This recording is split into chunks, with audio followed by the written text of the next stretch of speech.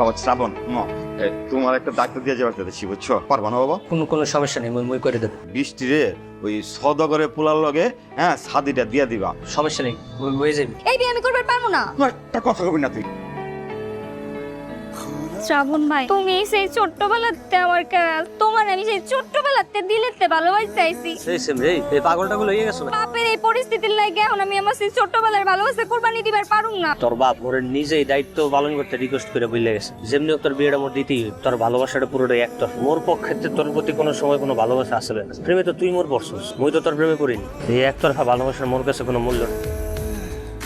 কালকে সকালবেলা আমার বৌমার আমার বাড়ি দিয়ে যাবা, বাদ বাকি আমি বুঝবো।